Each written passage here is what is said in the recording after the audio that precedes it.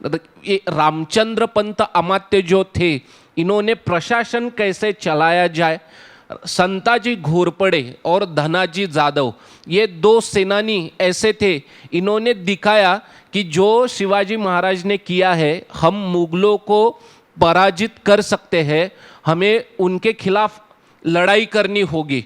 और संताजी घोरपड़े वो तो जिसे मराठा वॉर ऑफ इंडिपेंडेंस कहा जाता है, 1680 से लेके 1707 तक ये संताजी घोरपड़े हीरो है इस मराठा वॉर ऑफ इंडिपेंडेंस का।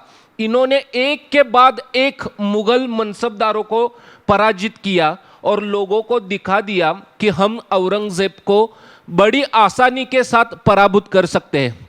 अपने आप में एक विश्वास होना चाहिए जो संताजी घोरपड़े के पास था, और वही ये विश्वास सभी मराठा सैनिकों में, सभी सेनानियों में फैल गया और मराठाओं ने औरंगजेब को पराभूत किया।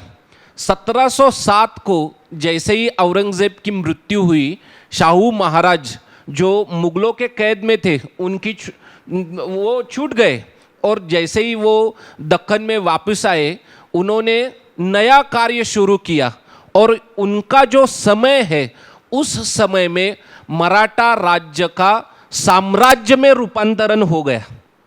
ये जो पीरियड है 1707 से लेके 1740 के बीच का या 1749 के बीच का, ये पीरियड मराठा राज्य से आगे बढ़ गया और उसका साम्राज्य बन गया। पूरे भारत में मराठा फैल गए। ये जो कार्य है शाहू महाराज का, इस कार्य में उनको बहुत सारे सेनानियों की सहायता मिली। उन सेनानियों में प्राय धनाजी जाधव है, बाद में बाजीराव पेशवा जिनके पिताजी बालाजी विश्वनाथ है, बाजीराव पेशवा है, मल्हारराव होळकर है, शिंदे राणोजी शिंदे है, दत्ताजी शिंदे है, बहुत सारे सेनानी है। आज ये सेनानी कौन है? इन सभी लोगों को महाराष्ट्र के बाहर के लोग जानते तक नहीं, लेकिन इन्होंने महाराष्ट्र के बाहर और कहाँ तक, लगभग अटक के भी आगे मुल्तान पेशावर तक मराठाओं का राज्य फैल गया था। यहां तक इन सभी लोगों ने अपना पराक्रम दिखाया और एक साम्राज्य का निर्माण किया। आप सोचिए 1750 के बाद अहमद शाह अब्दाली जो ईरान का एक सीधा साधा सैनिक था, वो अफगानिस्तान का सुल्तान बन गया और उसने भारत पर 5 बार आक्रमण किया।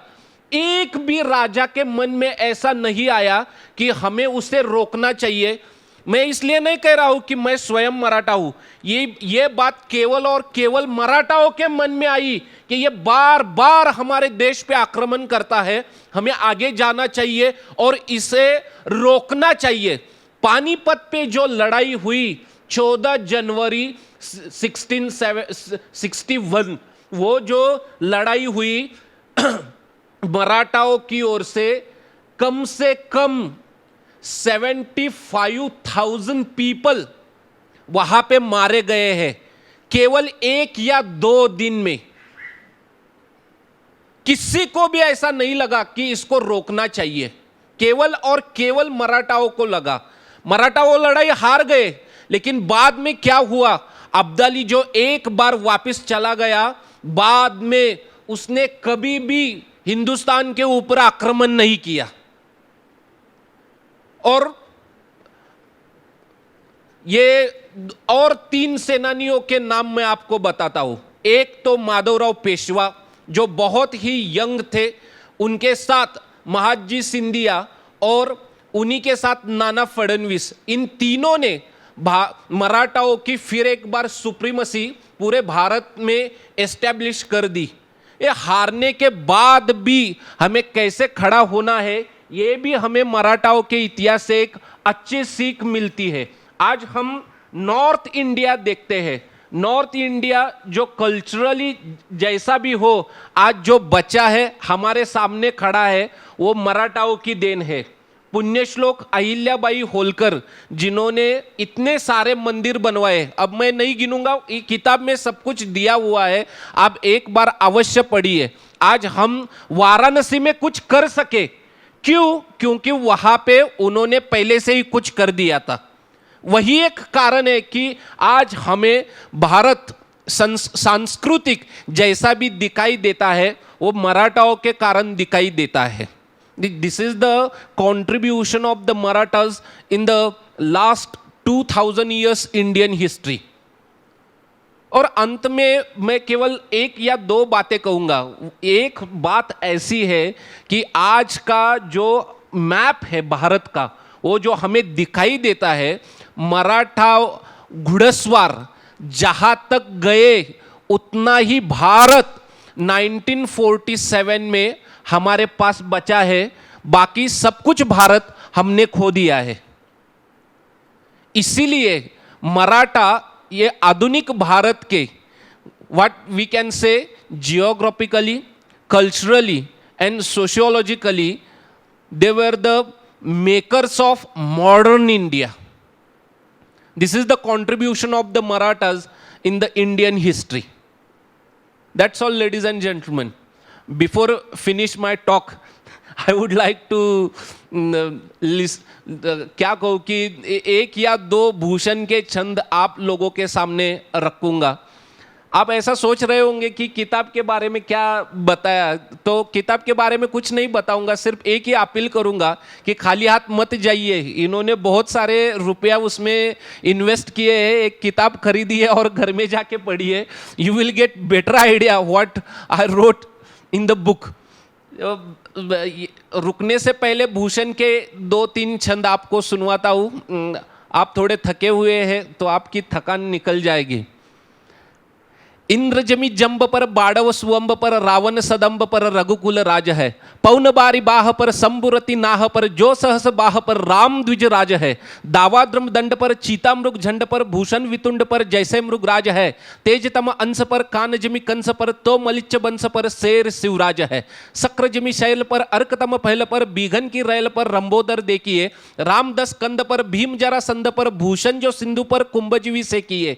हर जो अनंग पर गरुड़ जो भुजंग पर कौरव के अंग पर पारत जो फेंकिए। बाज जो विहंग पर सिंह जो मतंग पर म्लेंच चतुरंग पर शिवराज देखिए, शिवराज देखिए। बहुत बहुत अच्छा ये काव्य है, ये इसकी एक मधुरता है। ये शिवचरित्र हमें क्या सिखाता है? विश्व में ऐसी कोई भी बात नहीं जो शक्य ना हो। हर कोई बात सहज सुलभ है, आपको प्रयास करना चाहिए। वो प्रयास करके आप देखिए, या आपको भी आ जाएगा। ऐसे मैंने लगभग 250 से भी ज़्यादा रट्टे हैं और 2-3 सुनाता हूँ। तो अर्थ तो मैं नहीं बताऊंगा, मैं बता सकता हूँ लेकिन मैं उसमें ज़्यादा समय नहीं गंवाना चाहता। उसकी वजह मैं आपको और 2-3 सुनाना चाहूँगा। बिन चतुर रंगसन बानरनी लेके बांधी बारीदी को लंका रघुनंदन जराई है। पारत इकेले द्रोण भीषम से लाखों बट जीत लीनी नगरी विराट कै बढ़ाई है।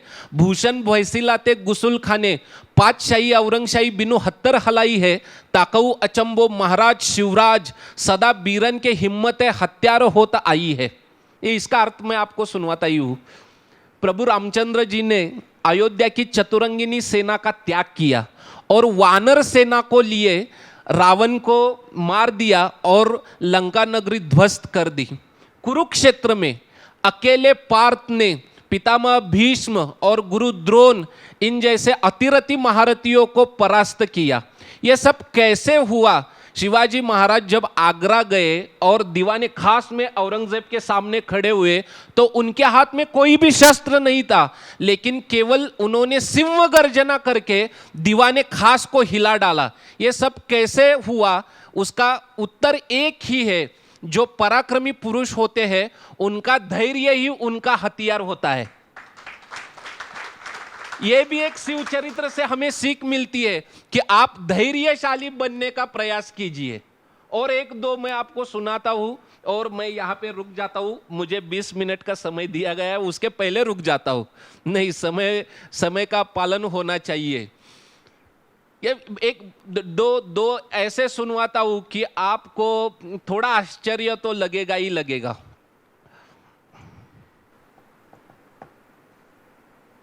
चक्रवर्ती चकता चतुरंगिनी चारिहु चापी लई दिसी चक्का, भूप दुरीन दुरे भनी भूषण एक अनेकन बारी दिनक्का, औरंग शाही को शाही के नंद लर्यो, शिव शाही के बजाय के डंका, सिंह के सिंह चपेट सहे गजराज का धक्का।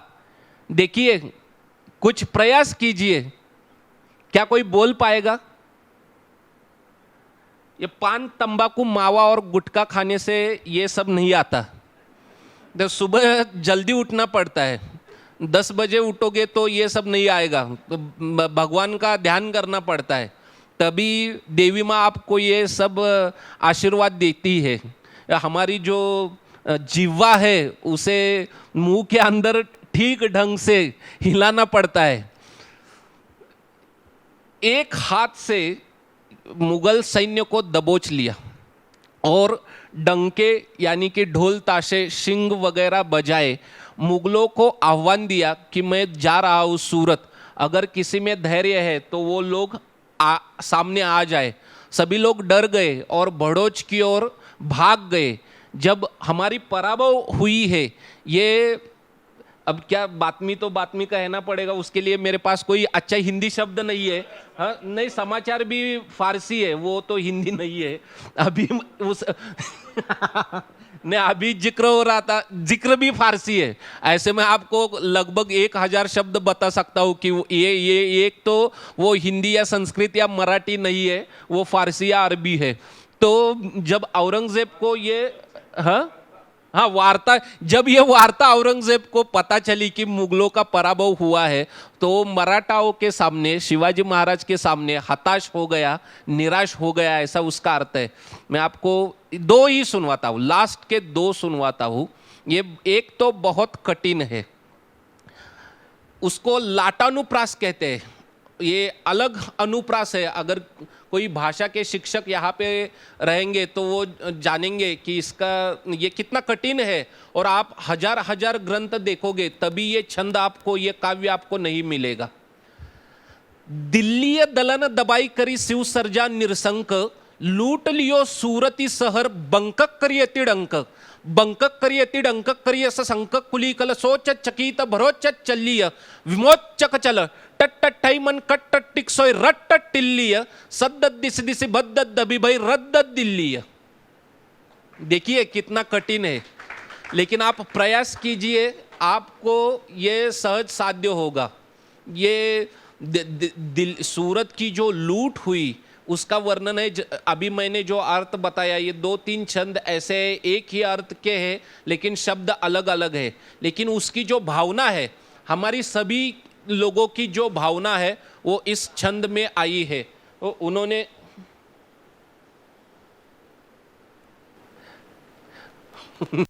उन्होंने एक छंद में बताया है, वो भूषण जी कहते हैं, ब्रह्म के आनंद से निकसे ते अत्यंत पुनीत तिहुपुर मानी, राम युधिष्ठिर के बर में बल भीम की हु व्यास के संग सुहानी, भूषण यो कलि के कवि रायन, रायन के गुण गायन सानी, पुण्य चरित्र शिवा सर्जे बरमाए पवित्र हुई बरबानी।